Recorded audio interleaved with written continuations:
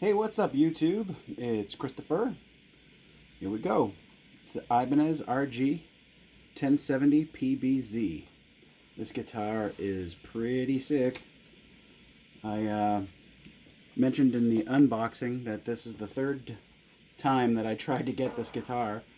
The first time I tried to get it, I bought it off of Reverb, and I was promptly refunded because they had already sold it off of Reverb. The second time I got it, it was broken. It was damaged in shipping. The neck in the pocket was this way. So if the angle of the neck is here, it was actually snapped this way. And inside here was all broken in the body. So it was clearly damaged. The funny thing is that the pictures that were taken on the Reverb showed the damage, but from far, and I didn't notice it. So this shady-ass place tried to sell me a broken guitar, and I sent it back. They did give me the full refund, so I'm not so sure if they realized that they had photographed a broken guitar, which is far-fetched, I think, but whatever. So third time's a charm. I got it. It showed up, and as you saw in the video, this string was loose. And this tuning key up here was completely loosened, this high E. And I figured out why. The case that ships with this guitar is not deep enough to accommodate this neck. So it actually sits in the case, resting on this tuning key. So all the vibration that it took during shipment or whatever was enough to make this come completely loose, and the string came out. These are still the original strings. All I did was put the string back in, locked it down, and tuned it up. But let me give you a better view of this beautiful, beautiful instrument. Here's the headstock. Try to keep it in the light so you can see. It matches the body. Okay. We have a Wengi fretboard, and it's quite nice. The frets are immaculate, and they are stainless steel. The ends are all rolled over into balls. They are not screwing around in the Indonesian factory for this guitar. Absolutely stunning. It's got DiMarzio pickups. It's got a, I believe it's an Air Norton in the neck, a true velvet in the middle, and a tone zone in the bridge. I got my bridge set pretty good here. Nice and flat. The action's really good. There's the beautiful top. I will say the second one that I got that was damaged had a better top than this one. It had more of the burl look, and the burl look of these little brown guys here, you know, the little, what looks like knots. That one had more, so it was maybe a better top, but this one still nevertheless is quite beautiful. It's got the nice binding, which is not binding, it's actually a mask. They tape it off during painting so that it doesn't get painted on. And you can see that that burl top is pretty thick all the way down to the cutout, which is the one feature I don't like, is you get this line that runs across, which I believe is a piece of walnut that they put in between the basswood body and the burl poplar top. So because they curl off here, you can actually see where the top stops along this edge here. So you can see the line starts here. So the top actually is that thick. It's very thick, nice piece of wood. Beautiful. What made me buy this guitar is this, though. This neck. It's an 11-piece neck, and it's got bobinga and walnut and maple and Wengi, and it's 11 pieces, and it's just fantastic. It's got the volute down here. Unbelievably beautiful guitar. I can't say enough good about it. It sounds incredible. It plays incredible. It's got the zero return set up in here, which is cool. I'm not sure if I'm going to keep it in or not, because I really, really enjoy having my trem floating so that I can do my tremolo the way that I prefer to do it. I may take it out, I may leave it in. I have a couple other Ibanez that I'll do videos on later. I kind of went Ibanez nuts over the last month and remembered how much I absolutely love Ibanez RG guitars. It's what I started playing on. It feels like home to me in RG. So I'm back there again. So let's hear it. I'm going to start out with some heavy tones.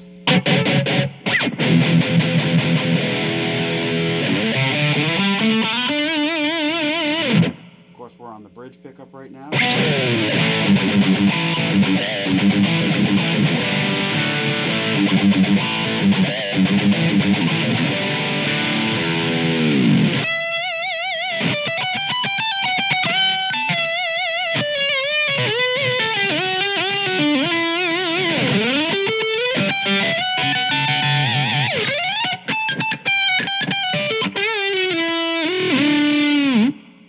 Sounds insane.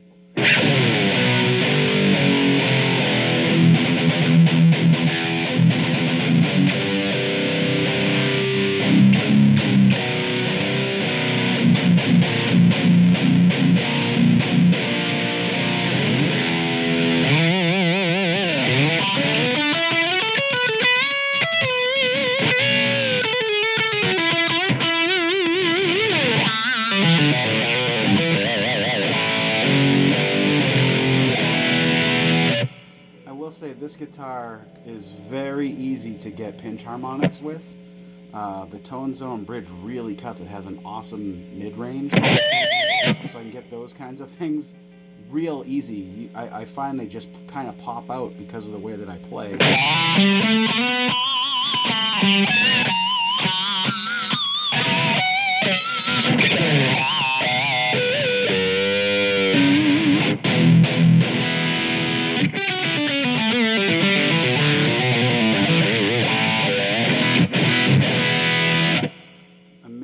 Guitar.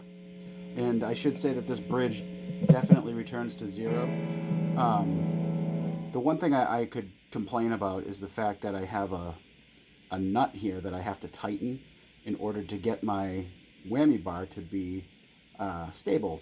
And what I mean by stable is if it's a little bit loose on the nut, if I loosen this a tiny bit, you'll actually be able to hear that before the bridge actuates, there's a gap. I don't think I can adjust that. The only way that I know to adjust that is to tighten this guy to the point where this guy no longer freely moves. So if I want it out of my way, I gotta move it out of my way. Then there's no play.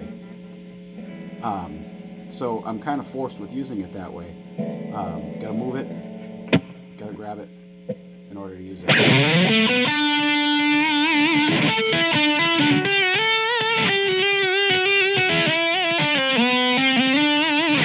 But it is crazy stable, so it's perfectly in tune.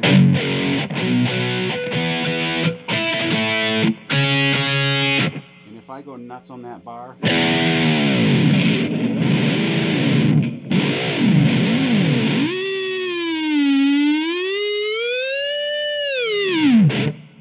still perfectly in tune.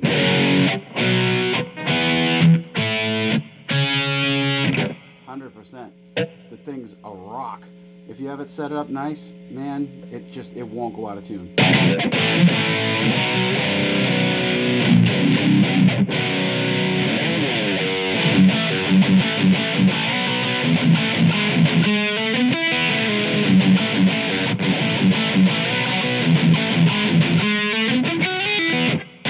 There's the bridge. Here's position 2, which is this guy split with this coil and then the middle. And there's a significant drop in volume, I have to admit. Probably can't hear it too well because of the gain stage that this is using. I'll show you again when I go to cleans. But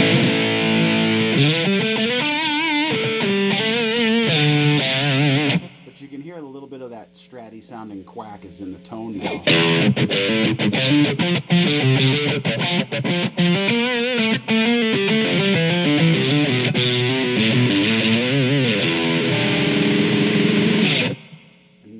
single coil, and I'm on a gain, and this is a true single coil, so you're going to get that hum. Okay.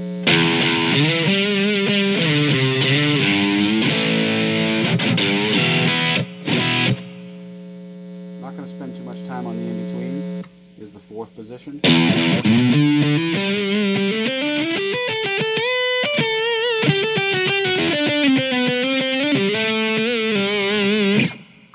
here's the next.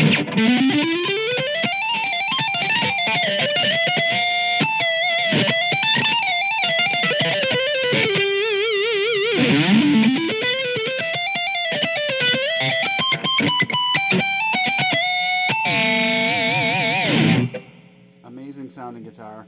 Let me get some cleans going here.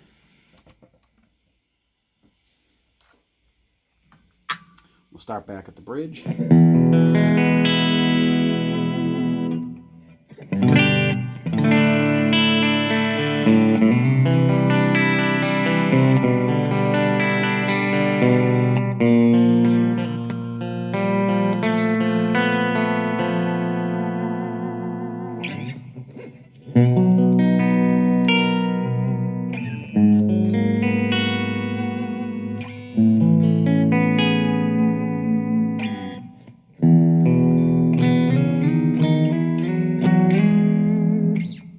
Position. Let's see if you can hear the drop in volume. I'll switch back between the two. Hear that?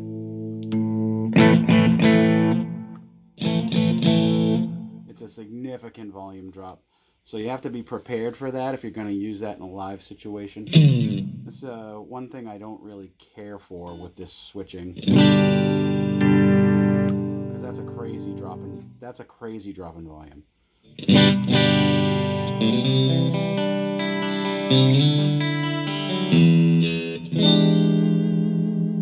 does sound nice though.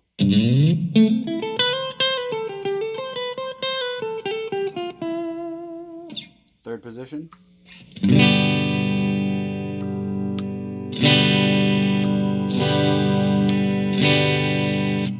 Third position is a little bit louder than the second position, but not by much.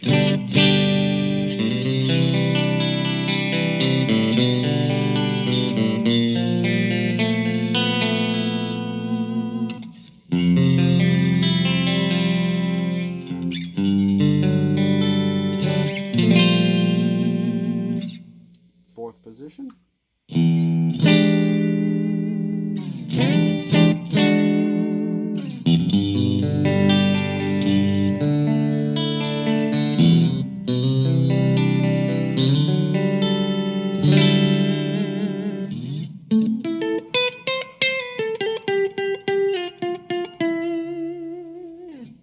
And the neck.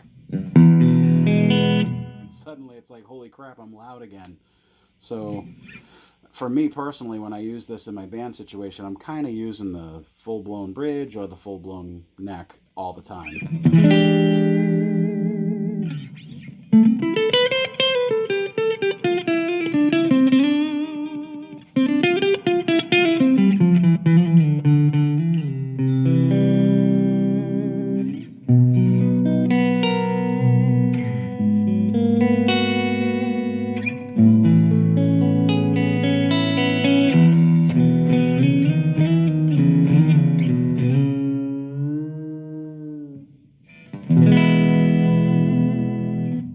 Beautiful sound and pickups though. I'm not gonna lie, my favorite obviously is playing through, you know, the heavy gain settings, because these pickups just scream for it.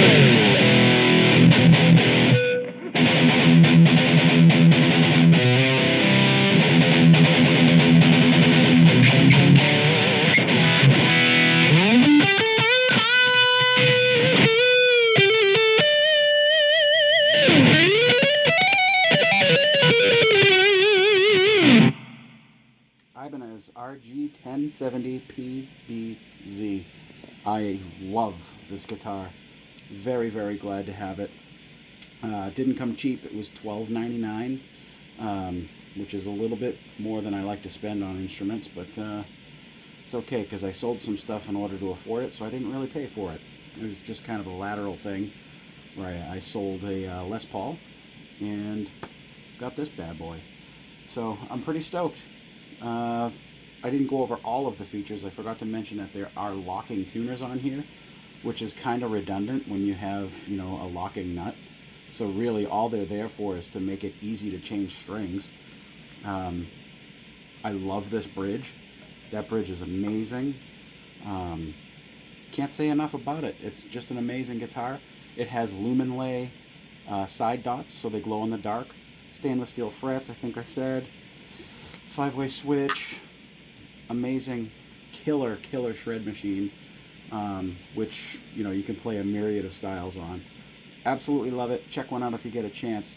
Ibanez RG1070PBZ. I am out. I will see you in the next one, YouTube.